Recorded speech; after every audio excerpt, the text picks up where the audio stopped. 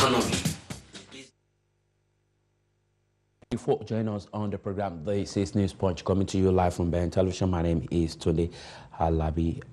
It's a wonderful evening here in London. The weather is cold here out there today, but it's not unbearable as usual. We're in full winter now, and it's plastering. Well, quite a little bit in London. Wherever you're watching the program, this is Newspunch, where we take a look at political and economic issues around the world. Today we are in Nigeria, and on this program today we will be taking a look at the corruption case against the former governor of Ekiti State, former governor Ayodele Fayose, who just couple of hours ago, I think it's almost a day now, got his freedom after about 2 weeks in the custody of the EFCC, having submitted himself according to his words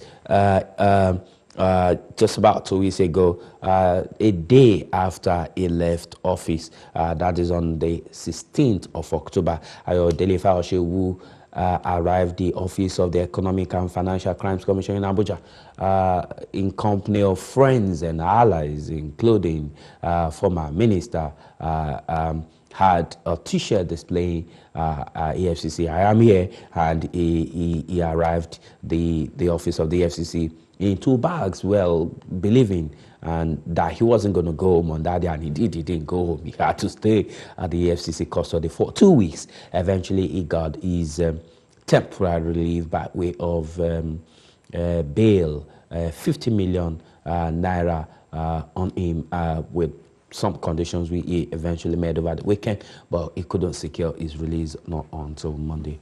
That's what we'll be taking a look at on the show. We'll be taking a look at the drama that happened shortly towards the end of Governor Ayodele Fayose in office.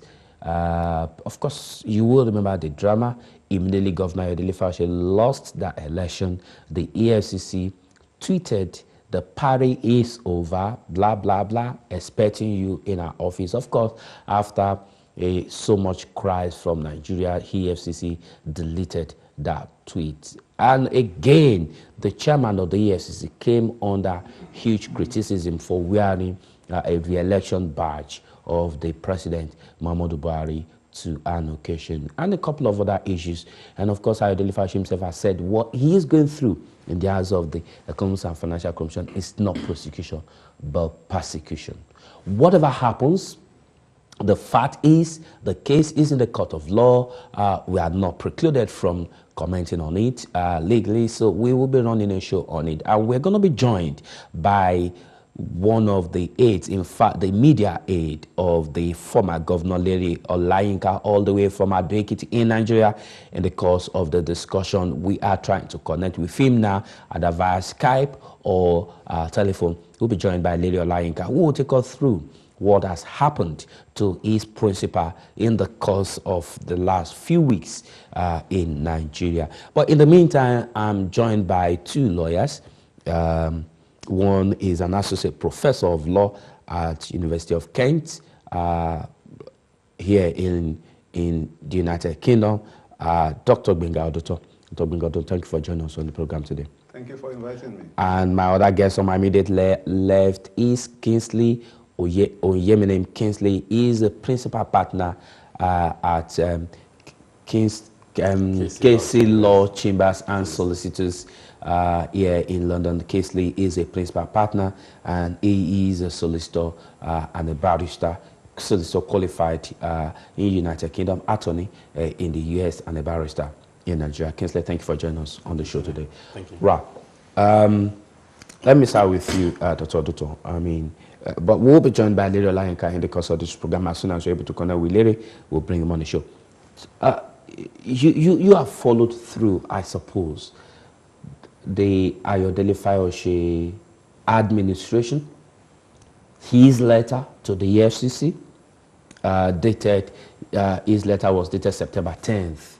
His eventual submission to the EFCC on October 16, the incarceration for about 2 weeks, and the bail. Talk us through In your view as a lawyer and a law tutor, do you think the EFCC has been fair in the handling of the Ayodele Fayose case, even right from the time when he was still a sitting governor, when his accounts were frozen? Talk us through the incident.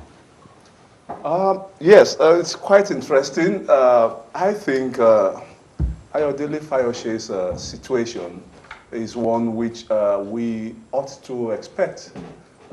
It's nothing that should take us by surprise. While he was in power 2 years ago, the EFCC had moved against him in terms of investigating his assets and trying to seize some of his accounts based on suspicion that he had partaken in the sharing of illegal loot, which notoriously was given by the former NSO National Security Advisor, Dasuki, who had been a Father Christmas to everyone towards the end of the Jonathan administration, doling out money supposedly to be used for the re-election campaign, which happily didn't end in their way. Well, so Ayodele Fayose was supposed to have collected about 2.2 billion naira, and he's supposed to have dissipated this either on the campaign or his personal interests, including buying properties which have been identified by the EFCC. So the EFCC moved 2 years ago, and there was a huge brouhaha, if you want me to be colorful about it. There was a huge problem about should the EFCC be investigating a sitting governor? Shouldn't he have immunity under Section 308 of this Constitution? Happily, we are now past all that. He is no longer a sitting governor. He doesn't have immunity. Immunity is not meant to last forever. It is for a purpose. The purpose is for you to have the time to rule rather than to be defending yourself in court. So him being picked up now or asked, invited to come to the EFCC and being presented before a court is exactly the way the law should run. It's textbook legal approach to the issue. We have a problem of corruption in Nigeria, a huge one. We've been called fantastically corrupt in the UK by the former Prime Minister of the UK. We always stayed between the first and the fifth, something in between, worst country in terms of transparency in the whole world. That problem is not going to be solved by mollycoddling our leaders. Certainly not mollycoddling those ones that have been earmarked for investigation, where we have credible evidence against them. And what the EFCC is doing is precisely what it is set up to do. It is what it has the power to do under Section 5 of its EFCC Act, the economic, we all know what the EFCC is. The Act says that the EFCC has a right to investigate. And that's what it is doing now, and also prosecute. So I actually think this is a good day for Nigeria. I wake up happy. I celebrate the fact that the law is working in Nigeria, and that those who are in primary school today, those who are in secondary school today, the future generation of Nigerians are watching the law in action. They are watching a public figure submit himself for investigation and for prosecution, and we wait and see where this all goes. I don't see anybody doing anything wrong. I don't see the EFCC doing anything wrong. I don't see Fayose himself doing anything wrong as of now. It's a bit dramatic. He produced a T-shirt that says, I submit myself. He has no choice. Every Nigerian will have to submit himself to a court of law when a lawful organization picks them up for investigation and prosecution.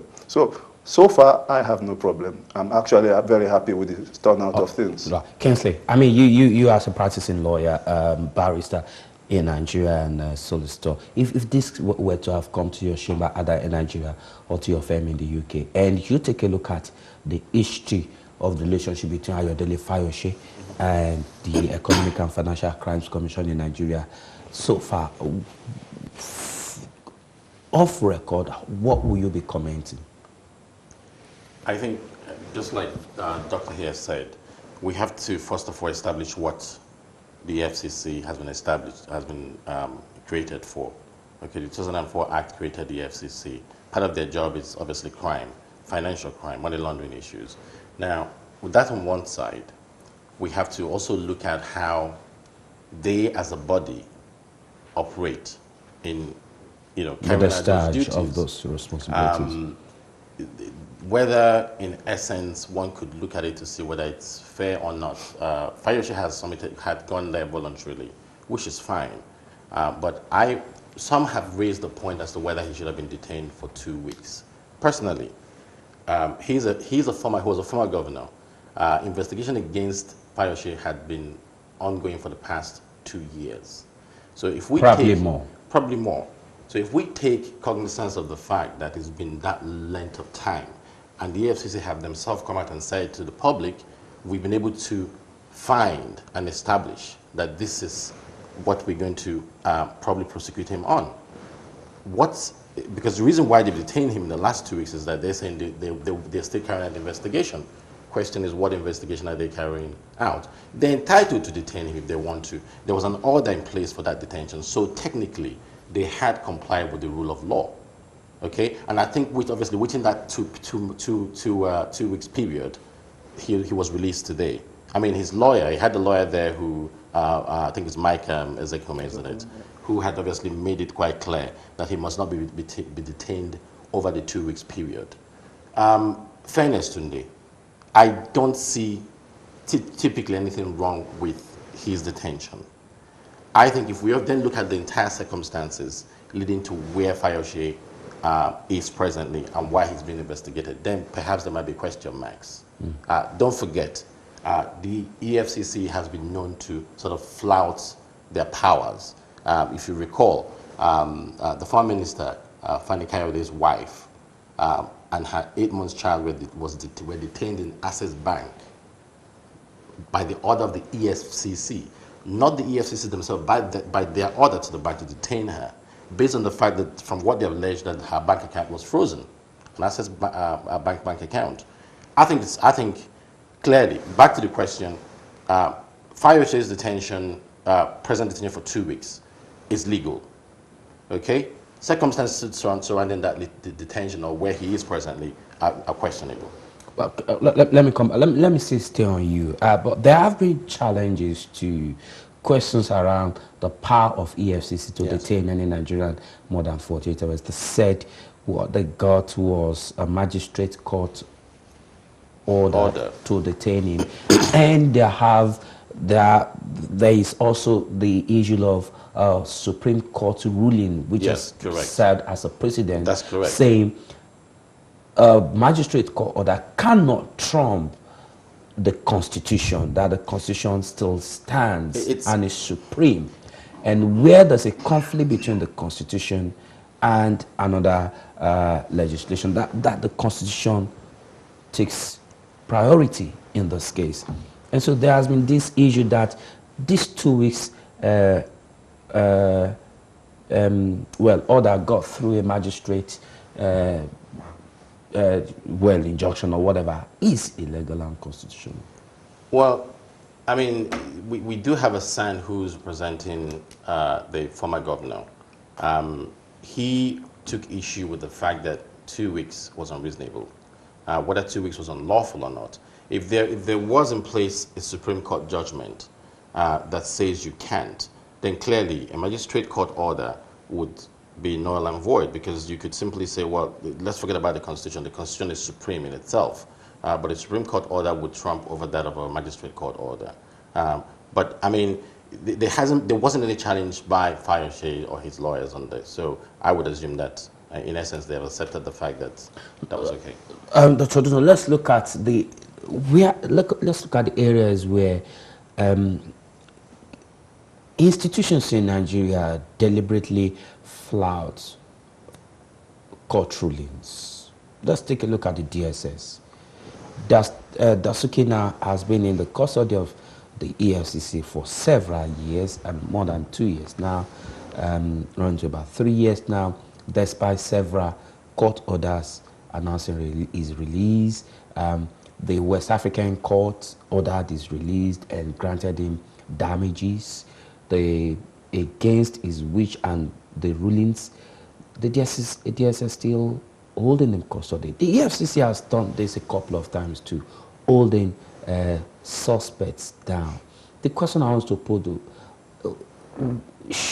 the president has said it some time ago that national security overrides the rule of law. Do you agree? Should government institutions flout court rulings?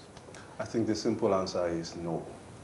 I think I would not be a lawyer who puts his name behind executive lawlessness and following the words of Cicero when he said, amidst the clash of hands, the laws should be silent. I don't think laws should be silent at any time, even during the clash of hands. Otherwise, we won't have the whole field of humanitarian law. So, yes, the short answer is we should respect court orders. I would wish we lived in a world where court orders are respected universally. I would wish Nigeria was a country where we have complete obedience to court orders and making sure that a court's ruling is given effect to. However, having said that, we obviously don't live in a perfect world, and Nigeria is not a perfect place. I suppose if there is any defense at all for a sitting president of Nigeria to take the position Buhari has taken, it is because we have a peculiar mess in Nigeria. A peculiar mess. A mess in which the entire civil justice, the criminal justice system is not fit for purpose. There are suspicions, in fact, proof that the police is corrupt, that the prison warders and the prison service itself is corrupt, that judges are corrupt. I think this is all notorious facts. In such a system, I think anyone sitting on top of the food chain as an executive head would want to identify certain cases that he thinks for public policy, this ought to end in a serious investigation that people do not run out of and escape from by bribing, which is a rife situation in our culture. We must admit that. And I think it is to that extent that people like Buhari, who himself has been a victim of such disrespect to court orders in his political past, are saying, no, we have to keep some people behind lock and key despite court orders. And if we say, yes, it's evil, it shouldn't be done, we just have to look at examples of people who have run away from justice. We all know about the notorious case of Nnamdi Kanu. It doesn't get more serious than that. Someone who is canvassing for the breakup of Nigeria, who is saying elections should not hold in a part of Nigeria, who is having parades of his own secret service in Nigeria. And this person was picked up by courts, picked up by the police, taken to the courts. He was granted bail. Where is he now? Last we heard of is in Israel. But we can't keep having we this. do not intend to go to Nnamdi Kanu. I'm definitely not going there. Did Nnamdi Kanu escape willingly? Did he by himself escape? When he was ambushed by the Nigerian army to be killed? Oh my God! Let's not bandy in what Nnamdi Kanu says. That is what Nnamdi Kanu says. This is a man who just said on TV yesterday that the half of Igbo land are Jewish. And they follow the Jewish tradition. So are you saying he's an habitual liar, and we just have to follow what we observed together. And what we observed together was that he ran away. He didn't speak for. At what time did he run away? That's left for him to decide. I think if we're going to go into the issue to try to use Nnamdi Kanu's situation to justify an act of a government that sounds disobeying of a dictatorship, orders. I think that's wrong. A nation or a particular group of people have a right to self-determination. That is well-known law. He's a professor. He understands that concept. The fact that... Does that give you the right not to jump bail? Does it give you the right to jump bail because you have a right to self-determination? Are we aware of how many individuals were killed in Mr. Kanu's compound? 28 people murdered, killed when they went for him. How do we know that if he was present, he wouldn't have been amongst those who were dead, who would have died? Now, it's an arguable, lengthy discussion if we're just going to go into it. But I think the point is this. We cannot have a president who comes in under the umbrella of a democracy and then assumes to be all powerful. That's the act of a dictatorship. Okay? Now, you must obey the law. If a court gives an order, you don't like it, the next step you must do, and there are procedures, and I take the point that he's raised regarding corruption in Nigeria and judges. Everywhere is corrupt. People are corrupt. But the fact is that if the presidency doesn't like a particular judgment, what they must do is appeal against it. Absolutely. There are channels. If you lose the appeal, obey the order. If you win the appeal, detain the individual. But you cannot simply say you're going to detain an individual. On the excuse of corruption, it is all around this field, they circle. If we have to work towards building a better Nigeria tomorrow, we have to start on the basis that we must correct every ill. Okay, all right, let me put you on hold. I've got Lady Olayinka on the line. Good afternoon, Mr. Olayinka. Good evening, and how are you today, Mr. Olayinka? I'm doing well. I'm doing well. All right. Very fine. I'm not sure if you've been listening to the conversation in the studio, but let me quickly come to you. Mr. Larry Olayinka is the media aide to former governor of Ekiti State, former governor Ayodele Peter Fayose, who just yesterday got his release from the detention of the Economic and Financial Crimes Commission, having been detained for 2 weeks. Mr. Olayinka, talk us through what has happened to your principal in the last 2 weeks.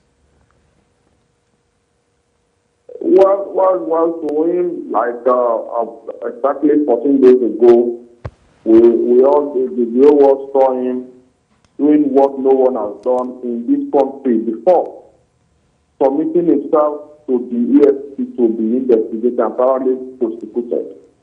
That nobody has done. What we have seen in the past will be, EFCC will invite you, and people will go to court to stop the commission from arresting them or from investigating them or even from prosecuting them.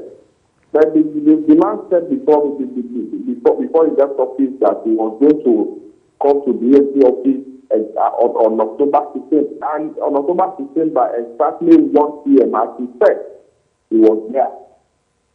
Funny enough, we had expected that with the level of noise made by EFCC, that by the following day we would start to court. Then the next day was for us to go to one magistrate court to take and to get an order for the man to be detained for 14 days. He was there till last week Monday when he was brought to Lagos and charged to court. Last week Wednesday was granted bail.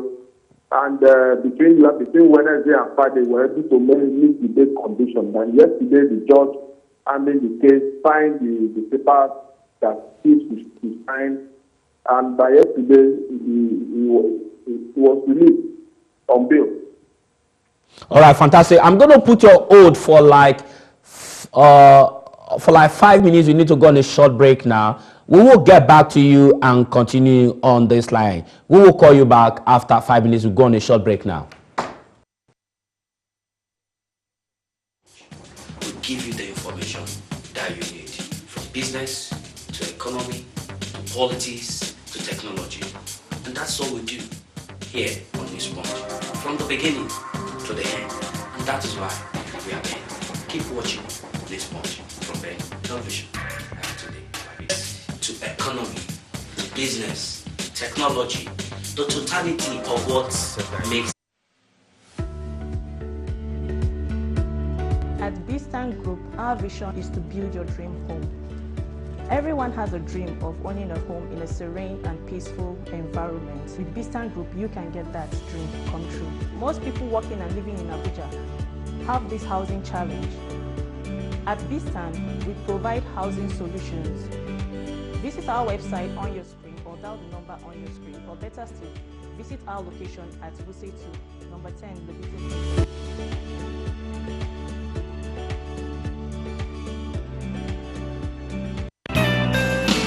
Bavidi Luxury Hotel, the newest home away from home in the Nigerian hospitality industry. 10 minutes only from the local and international airports. It's the perfect spot for your relaxation whenever you are in Lagos. 24-hour non-stop electricity, cozy and colorful rooms, Wi-Fi internet connection, and flat screen cable television. Bavidi Luxury Hotel. Our exquisite restaurant and full bar are simply second to none in taste and style. Bavidi Luxury Hotel. We are located at the posh serene neighborhood in the Keja Business District. Your satisfaction is our first concern, so we train our staff to be professional and personable. Bavidi Luxury Hotel, number 20 Moshuda Bella Crescent, Ikeja, Lagos. Telephone +234 1291 7929 +234 708 287 7512. Bavidi Luxury Hotel, the new home away from home.